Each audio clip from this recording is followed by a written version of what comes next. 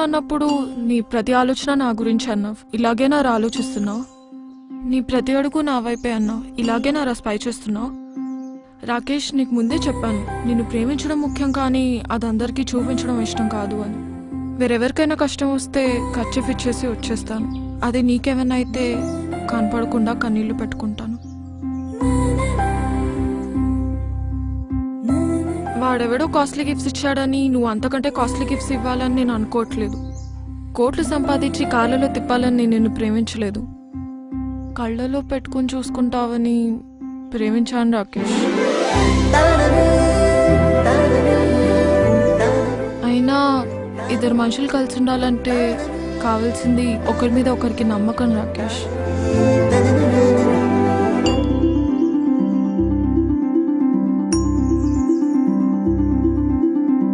ఒక అబ్బాయికి బాగా తాగే అలవాటు ఉందని తెలుసు కూడా ఒక అమ్మాయి ఎందుకు ప్రేమిస్తుంది అంటే ఆ అబ్బాయితో అలవాటు మానిపించగలనన్న నమ్మకంతోనేగా.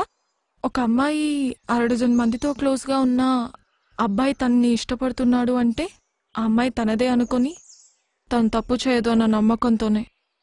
ఆ నమ్మకాన్ని ఒమ్ముపాలు చేయను నేను ఎప్పుడు. అందుకే నువ్వు ఏ అమ్మాయితో మాట్లాడినా నేను ఎప్పుడు క్వశ్చన్ చేయను, కోప్పడను.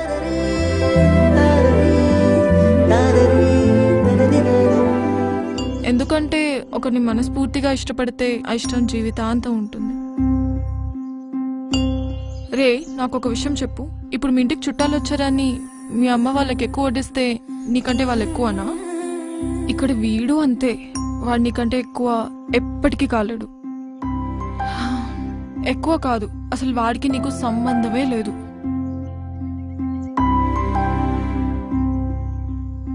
చూడ్రా, నువ్వు అడిగావని అలగను, ఆరాధిస్తున్నావని అరవను, ఆలోచిస్తాను.